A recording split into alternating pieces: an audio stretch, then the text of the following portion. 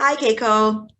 Hi. We're very Sorry. honored to have you with us for the Hong Kong LexCon, the team culture topic. And we are very excited to hear what you're going to share with us. So the topic is from self-awareness to team awareness. Yeah. So would you mind giving us and the audience a little bit introduction about you and telling us who you are and your background? Yes, I don't mind you telling audience, but I will. Hold on. So we have, while you're pulling out the PowerPoint, I'll Yeah. say a few hmm words. Yep. So Keiko has, how we met is she actually used to coach the Hong Kong women's team, and I think in 2011. And she also participated in the World Cup with us as part of the Hong Kong Yay. 2030. Yeah. And from what I know, Keiko is now a life coach and a system coach. And she worked with the Japan women's team in 2019 for the under 19 team as hmm a system coach and life coach. And we're here, so invited her to share with us the different things she assisted with the team and how she brought system coaching and life coaching into the team setting. So very happy Well to have you, done. Keiko. Well done, Carrie. Thank you for introducing me and thank you for inviting me to this session. I'll talk whatever I can talk and share with you, and I hope you all enjoy. So from self-awareness to team awareness. Can you see the slide? Yep. Okay. So I am actually, the lacrosse background is basically what Kahe has shared, but what I usually do is I do coaching. And the word coaching is a little bit tricky in sports because it is similar. And I think there's lots of things that it overlaps because what we do is we help the players or the client to evoke their leadership, to bring their leadership out. However, what's really different is I don't have the answer. So I don't advise um, to my clients. So I really listen to them, and even if it's a team, I listen to the team and really look for what they really want. Where do they really want to go? So that's when I say executive coaching, I do one-on-one or personal coach or life coach, yes. And when it's a system coach, a system is a relationship system. So I coach more for the relationship for more than two people. I'll just show you one thing. So where I approach, this is more, I think, clear. There's a 4 grids, visible and invisible, like I said, iceberg. And on the left side is team organization, and the right side is individual. I think when we look at the people and organizations, I think there's skill and performance for individual. In terms of lacrosse, I think it's like how you pass, how you take good shots and drills, and as a personal skills. Mm-hmm. And but also there's invisible part of personal, which is motivation, mental model, personal value, and ownership. So those things does also matter and will impact the skill and performance as well. Another part on the left side is the teams. So if it's visible, I think it will be this is more like a corporate thing, but organization structure. How do we balance the defense and offense, like attack in midfield, etc. Can be something visible, and where we aiming for our goal for this tournament is also one of the visible stuff. However, there's also the invisible part. Mission, vision, value can be visible when you put in words, but in culture, some sense of atmosphere. I think each team has different atmosphere, right? Mm-hmm. So that kind of thing it's hard to see, but there is, and also relationship. These are the things on the teams, but the invisible part. where I approach as personal coach is the right bottom, motivation, mental model, personal value part. As a system coach is the left side and bottom. What's the relationship here? What's the conflict that's not being said, or what's the culture that's emerging or we're trying to create here? So these are the things where I approach as professional. Okay. So I just got one question for you. Yeah. So can we go back to the iceberg? Yeah. So you said as a personal coach, you deal with the individual with the motivation part. Yeah. And for team and organization is the part on the left. And do they integrate in any sense? Like would a person who gone through the individual coaching with you, would it help with the yes, to be clear, I usually don't do both in the same client. Okay. In my professional field. However, because as the topic for today, the self-awareness is the right bottom part. I see. Right? It's personal, and one-on-one coaching is being aware of yourself and knowing your emotions and what your values are. It does really help when you become the client for the or even part of the team. Noticing what's happening here. Is it just me because I have different personality, or is it the team matter? That is the sense where you find out. And as long as you're part of the team, you are a voice of the team, part of the voice. So I think it matters, and it does really help. So it does integrate in a way. Okay, thank you. Yeah, and I also want to add, usually for coach, lacrosse coach, or any sports team coach, I think they do everything. Yeah. And but also some people are really good at skill and performance coaching, or a strategy, thinking about what the strategies are. And I'm just saying everything is important, and it really helps to develop the team and personal. However, just my profession is the bottom, the invisible side, which is hard to prove, but it is also important. Yeah. I'm sure. So yeah, I do that usually I do that to corporates, NGOs, but also sports team, including lacrosse. But also recently I've been working with Olympic teams, national teams, relationship between the head coach and the players when they do have the individual sports. And also the team, if their team coach, the system coach, the team, what kind of culture they want to create, and what where do they want to align with. So it's it's a unique work I do. Yeah. And so from your background, I see you were once a lacrosse coach for us, and now that you are a different type of coach. So what triggered you from going to a coach on a field with the skill and performance side to look into system coaching and become a professional system coach? What made me? Yeah, what was right. Yeah. Well, I think, Kanhei, you noticed because you used to be player when I was coaching. I'm not that, I love lacrosse, but it's, I wasn't a good skilled player or anything. I wasn't that curious with techniques or skills. Rather, I was very curious with how each people can grow through the lacrosse experience. Is one of the important lifetime they're committing or using. And in Japan, we have this club sports team, college team culture, and they practice like 6 days a week. And it's most of their, lifetime they're using to lacrosse or any other sports. But if just because you're not good at it, or good at running or good at throwing, and you're not able to play in the games, that's not it, right? There's still a lot to learn in the team dynamics and personal values. So I feel much motivated working with those rather than teaching. That's how I shifted but the starting point is from lacrosse. Yeah. Okay.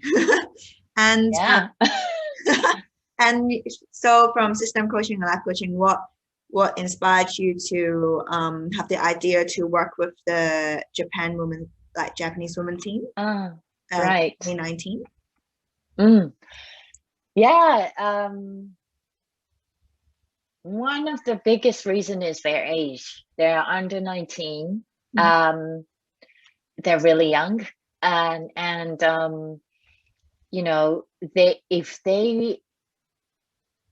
got future. I mean, everyone has future, but they will be one of the great players in the future national team. So we'll give their growth during the under 19 experience will really impact their lacrosse life later on. And especially in Japan, we were gossiping that lacrosse will be Olympic sports in 2028. Not sure yet, but so maybe 10 years from now on, they will become late 20s, and they might be still in the national team leading Japan. So I thought it's a great investment in terms of lacrosse, but also, if they learn these important things in their age, and they grew up and go to business field, they can still use their leadership skills here. So I thought it's really great to involve, and it was such a pleasure for me to work with them. Yeah, I think one of the most valuable things from playing lacrosse or team sport is that you can transfer some of your skills or like social side of skills, how you work with people, into the working world when you have like a job or when you go out and meet people. So it'd be great to hear. So would you mind sharing with us a little bit about what you did with the U19? So when you say general manager, there's a lot of logistic works in Japan. We do lots of negotiations and work, get the field to practice, and we gotta talk with the tournament host about the team information. But other than that, the reason why I said yes to the offer was because I can work with their leadership skills, developing their leadership skills. So using my personal coach and system coach expertise, I did this leadership training, which we did every 2 hours per weekend. So that was twice a month, I think. And I did one-on-one meeting with each players, and one-on-one coaching with head coach. And also I did coach and staff team building sessions. This wasn't a lot, but a few times. And help them, including myself, how can we be better team?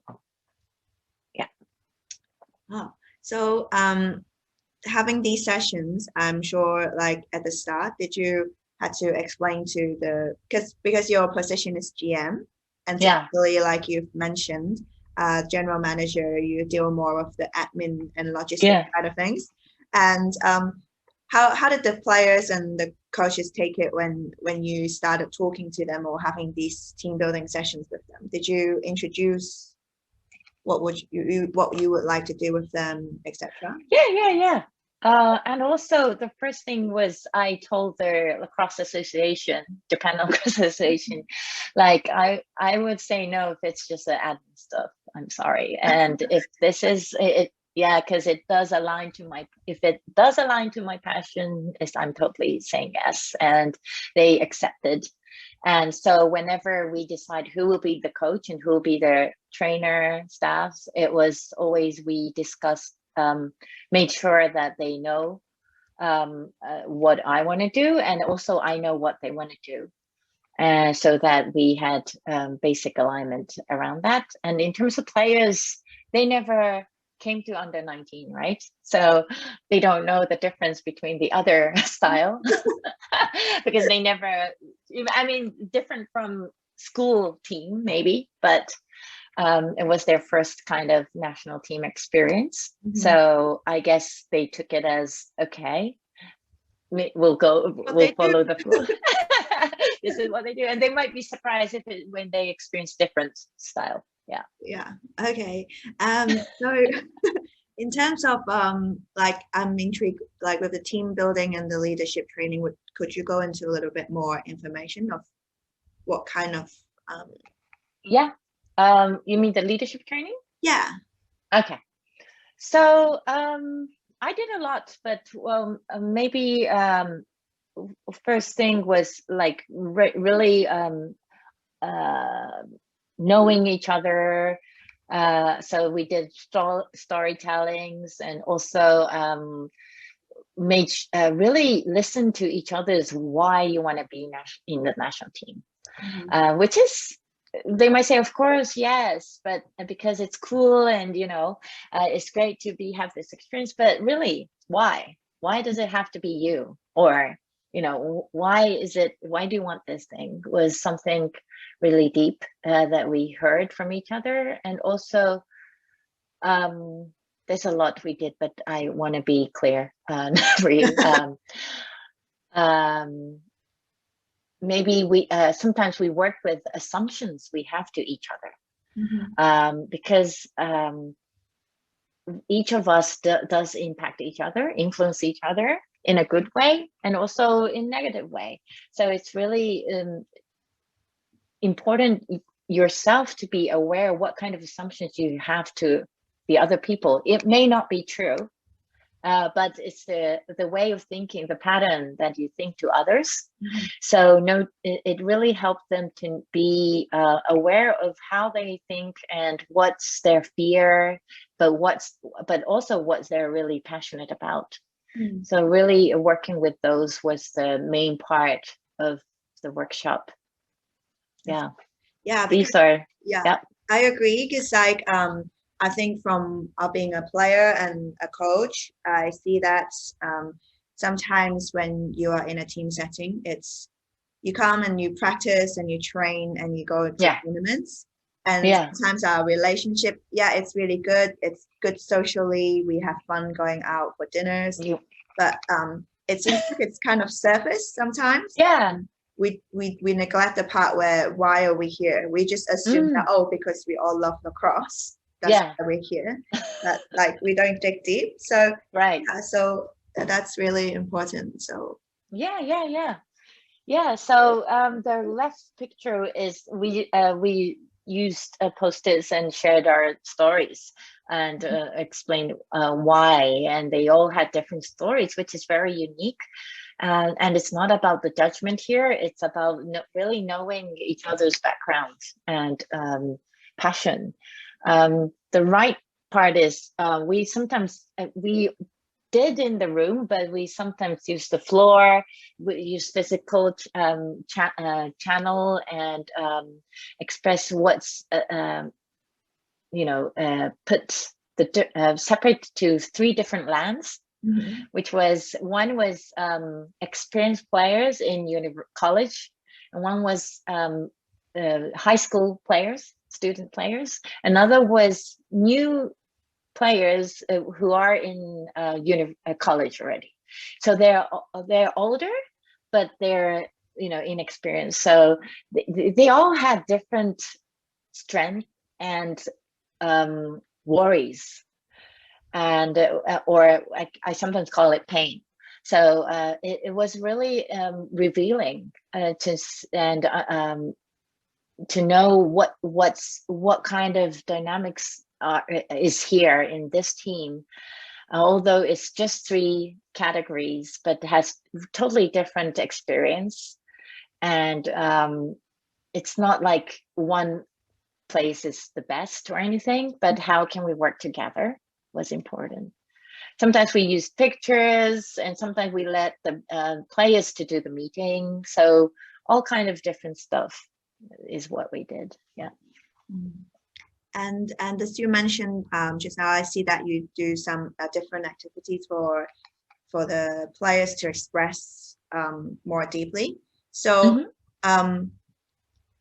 like I feel like because sometimes it's really hard to be very honest on a team or to say what you really feel. So how can you cultivate that environment, or what's important in? Yeah, so I think I was going to talk about this later, but I think one of the important thing is really psychological safety. Like really, it's, you know, you can always invite people to be open, but without psychological safety, you cannot be open, or you feel like you're open enough, but you don't know because there's much deeper here, but you're not expressing it or you're not aware of it. So you won't be able to put on the table. So it's we really create intention. How can we create this environment safe enough for them so that they can open up? And still some players do hesitate to share their vulnerability. And of course, yes, I don't push them to like share it now or anything. It's such a natural thing, but really holding that space and and mentioning it. And when the shift happens, really telling them this, you know, if someone shares their own experience, which can be judged weak, but if the person A opened up, I do highlight, like, you know, and say, oh, hey, this is what's happening, which is new, and I think the team is, you know, shifting in a more open, safe way. And then they're like, it's okay to share those things too. Like maybe I will say this, and then they start to open up. Yeah. I think that's to do with being vulnerable first, and then inviting others to also be vulnerable. Right. That's so I see that in your pictures there are different types of ways to express like yourself. Yeah. Is that part of the like your objective too? Yes. Maybe I'll share something different. Hold on.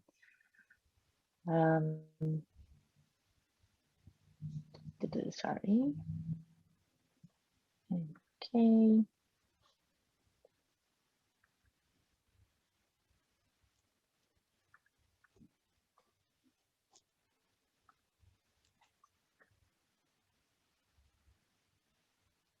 So, as you saw in the picture, the reason why I use these pictures and sometimes gesture as well, and also really telling them to be vulnerable and open is because of this. There's a model called 3 Levels of Reality by Dr. Arnold Mindell. In our lives, there's 3 levels.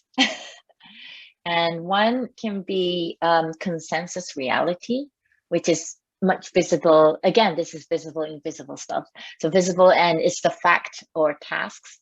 So everyone's clear and have same understanding. For example, Kahe, you score 3 goals. Everyone understands the same way, right? 3 goals shot by Kahe. Okay. But there's also a little bit deeper where it's a dreaming level, where it's invisible, but can be expressed by words later, but it's the emotions. Okay. When you score, you're happy, right? And sometimes if you're really upset or angry, and maybe sometimes there's a moment where you come up with tears, very sad or disappointed, you know, or maybe really motivated. All those feelings are dreaming level.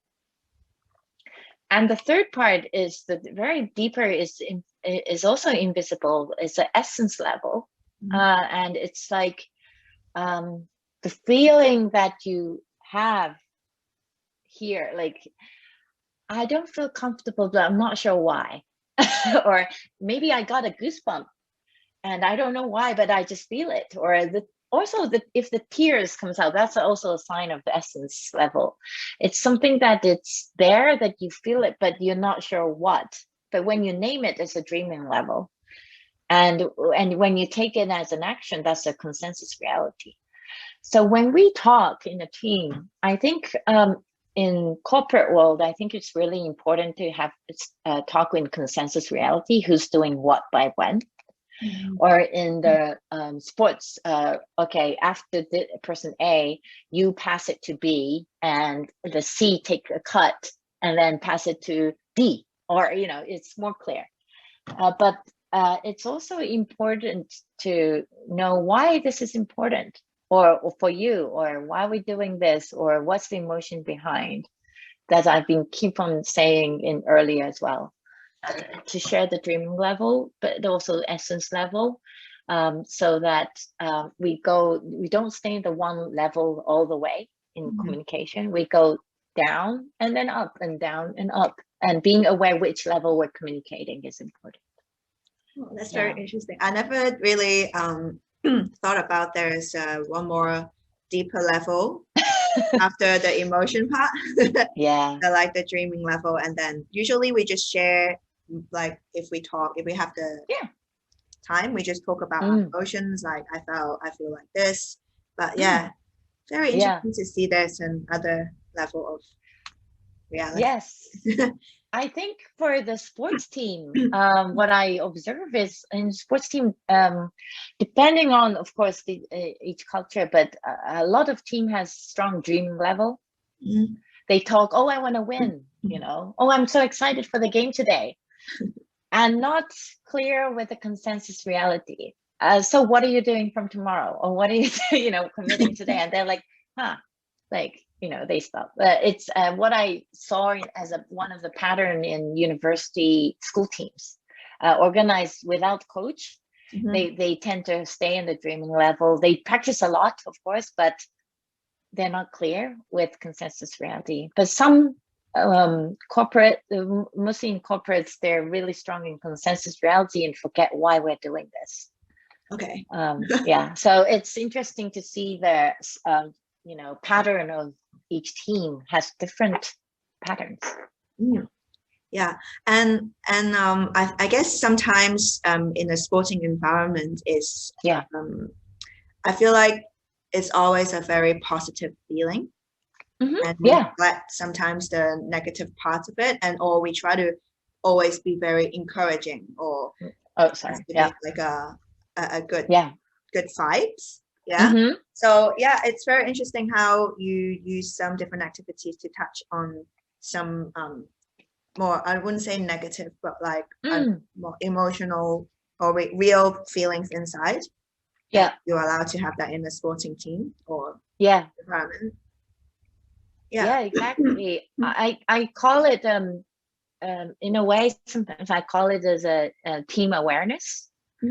But knowing your range as a team is also important. That leads to what I was going to say. It was, usually when you travel without a map, you don't know where to go, right? And it's same as teams. Of course, you do have a goal or aim, the target to become third in the World Cup, or fifth in the World Cup, whatever. However, the process is you can talk about what's the ideal step or ideal condition to get that target, and that's basically positive stuff, right? You talk about, it would be great if if you can do this and this, and then our team has this kind of atmosphere. Yes. And we also ask what are the signals that make that happen, to create that atmosphere. If people are talking a lot more, that's one of the signs. What else? And then we discuss about it. But also we talk about what's the worst case scenario, what may happen that you want to avoid, and that's also really ventilating their anxiety. I would be scared if the team, if I don't want the team if only one person's talking all the time, and and the person get overwhelmed by the pressure and we collapse. That's not the condition I want. Or maybe I don't want the team where everyone's silent, you know. So that voice can be different, but putting that on the table is also make a clarity on what do we not want, so that, you know, from here to there, the top ideal and the worst case, we always ask, where are you now as a team? And they might be, oh, okay, we're here. But then sometimes they say, oh, we're quite low, because I think no one's saying things in the meeting. That's also a signal, right? So, okay, so knowing that we're here close to the lower side, how can we go up to the better side? And then they start discussion, and this is important. Okay, let's do this and this. So it's I call it team awareness, but having each person being aware of team condition with bigger picture is also really helps to bring them organically, but also moving forward. Does that help you? Yeah, that's very interesting, because we were talking about just now, like how having just the positives, and then like we just realize that we need to talk about the negatives too, but like what to do with that. I think you explained really well, like knowing where we are exactly, like at the range, I guess. Yes. So it's interesting, because sometimes I feel basically sports teams are really have positive atmosphere, which is super great, and I think that really helps. However, when you have some doubts or worry, and what I sometimes felt, I hesitate to share that anxiety, because I don't want team to think I'm a negative person or I'm dragging the team momentum down. So I'll be like, oh, I shouldn't say it. But then if you ignore that piece, it might grow, it might be right and it might be wrong, right? But if you keep on ignoring it, what if it is true that you notice something that is not working well, but you're not going to say it because I think no one's noticing, and it's just maybe me worrying too much, I'll put it away, and it grows bigger and bigger, and can be like a cancer for the team, like, and no one touches that black box. So it's really important to share both range, so that you can always articulate when you notice, hey, this is things that we don't want, right? We shared that before, so let's make it this way. We can make it quick. Yeah, I think that's really important, because like you said, it's always positive, and like, which is great because it brings up the atmosphere going into a game or important tournament. And sometimes, like, you are reluctant to say something you feel negative, because you want to break the you don't want to ruin the team atmosphere, right? And sometimes the positivity is, I don't feel like it's very genuine, like it's positive, but is it honest? Really? Yes.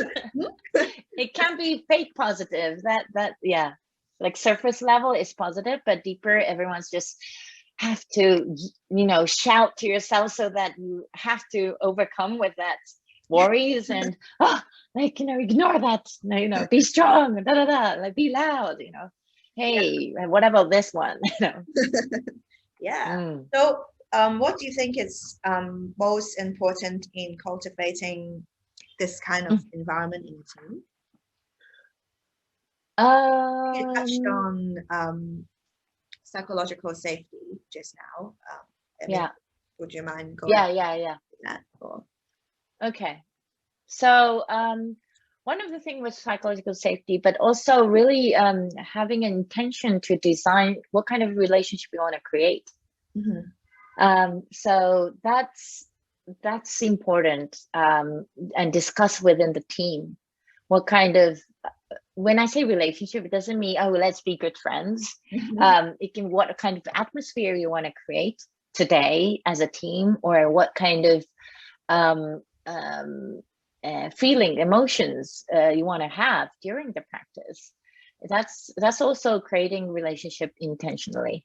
I think some of you might say, "Hi, do we really have to talk about that?" Because everyone's, old enough to have that individually, and if you're in one of the top players, you have that already. You don't need to ask.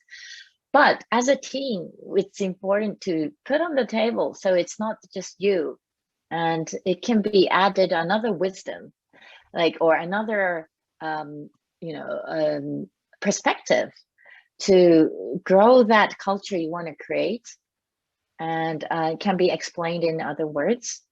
So that intention is also important. I always, in under 19, we did like 15 minutes meeting before the practice, and really in each position, they talked what kind of intention they want to have today in terms of atmosphere, and what helps to make that atmosphere is so that they know in consensus reality as well.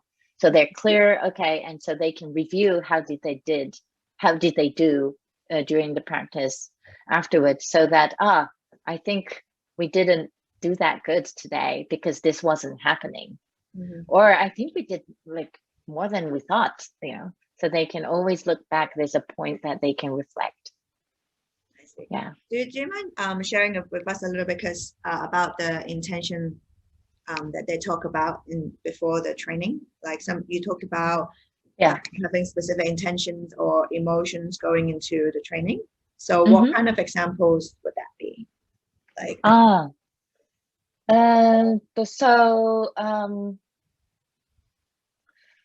for defense, they wanted they wanted to be the really the what do you call the center of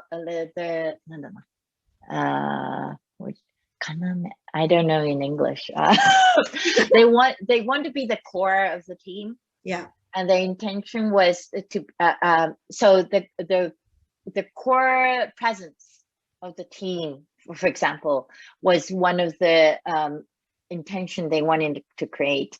And what do they need to make this happen was to have clear directions loud in the team, and to encourage every time whenever it's when there's a mistake or shots being made, is always encouraging, and to communicate with the goalie and to the midfield, those connection. So they were super clear with what to do to make them be that,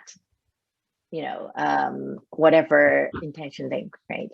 And also I added a question: when things get difficult, how do you want to be? So that's also something that when things get difficult can be different in the team. But for example, for defense is when shots, when we are losing, and the team atmosphere is everyone's looking down or something. How do you want to be as defense? Was they aligned with things like, we gather first and talk, and then speak out what we decided right away. So every time when you realize that you gather is the one thing we're going to do. So those kind of things were something they really did. I think usually in any other teams they do that, but I think to be clear and agree in a quick moment is important, because on the field it's not the coach who's going to be there. It's them who has to recover. Yeah. I think, that's very interesting, because usually, like you said, we would naturally maybe on an individual level encourage each other when we are playing against adversity, so when we're losing. And it's good to state it out beforehand, because we never talk about, okay, so what do we do when we are losing, or when we are going through a hard time on a field? And I guess this brings a lot of clarity and alignment into the team. When we're losing, we agree to do this, and it's more of a collective. So yeah, and also sharing that to different positions. is also, you know, so you're aware what the next position's doing or their intention. So they can also request, can you do this more? You know, like we need your help to do this way. And, you know, so it helps them to grow, nurture their team spirit. Yeah. Very, yeah, okay, very interesting. Yeah, I learned a lot already. Really? Okay. So as a coach or as a player, what would you advise for us to start, or what's something for us to take home from, right, like being self-awareness and team awareness, and is there something we can do to start? Yes, I think there's a lot we can do. I don't think things I talked is something really new or anything. It's just, it clears out with structure. And I think one of the things that I want coach to know is your relationship with players, especially, for example, head coach and captain relationship, or head coach and assistant coach relationship, or head coach and a trainer, physio's relationship really impacts the team. So coach team also need to have intention, what kind of impact you want to create to the team, and align with it, because the relationship does impact the relationship. So I think that's one thing. And for players or for coaches, I think it's important that whatever you feel, starting point is your self-awareness, whatever you feel is the voice of the team, a part of the team voice. It might not be majority, but it is a resource. So bring that out, and, you know, share, be open to share, so that it does help the team to grow intentionally. Yeah. And the third, go ahead. Yeah, sorry, go on. Carry on. And the third one is, which is, I think Kahe want me to tell people is because it is sometimes important for the players to have their own meeting, especially for national teams. I know the coach has lots of commitment and directions they want to tell and teach, so that you know, you kind of bring the good engagement with the team. But also I think it's important to leave it to them sometimes, make them talk and take the ownership to so that they are aware that it's their team, not coach's team. Let me explain a little why. As it's from my coaching experience, and I think the culture in Hong Kong is that growing through education, we are spoon-fed a lot of information. And so I feel, my opinion is that the players sometimes coming up who were brought up locally does not tend to have a proactive voice, and they don't stay out things. They listen to the coach and wait for the coach to give direction. So in coaching, sometimes I like to invite them, or create an environment where they have to talk by themselves. And I feel that's very effective, because it encouraged them to talk more and to give more feedback to each other. So that's why. I think, thanks for adding. No, not the different intention, right? it's I really get it. I think it depends on the culture as well, really. And you know, Japan also have education of basically the teacher tells what to do kind of culture in education. So when they come to the team, but what's unique about lacrosse is a bit different from education, traditional education in Japan. However, there might, in sports teams, there might be always coach telling what to do, especially in high school level. Maybe university level, they make them talk, but in the younger age, it's important for them to talk and have experience to be of being heard within the team. I think that's really important, because you want the players to feel like they belong to the team as well. And I think giving them the chance to talk and to voice out things or what to do, like they will definitely take more ownership of what they're doing. Yeah, for sure. yeah, so thank you very much, Keiko, for your time today. And Thank you. if we have more questions, is it okay if we email you, or if we're interested to start like some sort of individual session or invite you to be a system coach, is there a way to get to you, or is it by email? Yes. Contact me through thrivex.net. You have a website, yeah? Yeah. Cool. There's our English page and Japanese page, so you can click thrivex.net and choose English, and you can contact me through that, and I'll be happy to hear what you need, and we can talk about it, discuss. Thank you very much for your time. Right, thank you. And yeah. Yes, and one big message would be, I've been really impressed with the growth of Hong Kong Lacrosse Association, Hong Kong Lacrosse itself. When I was there until 2014, I still know lots of people there, but also, and without them, it wouldn't be like this. But it's just, it was in a different stage. Yeah. And looking at you and meeting you in under-19 World Cup, I was so proud how far you came. And of course, Kahei, you've been one of the, my tears are coming in, the main person as well, but also the other rest. And it's such, I'm so happy to be here to share my experience, but I'm always, just want to say thank you and well done, Hong Kong Lacrosse. And I believe that there's a lot will come more, and looking forward for that. So thanks for the great impact you're creating to the lacrosse world. Oh, thank you. And like the one thing about lacrosse, I think it's very unique is because we're not like a huge sport. So the community is very close, and like meeting you in Hong Kong and connecting with you again here, it's like the great people we get to know from all around the world is the connection. So good luck. Thank you so much.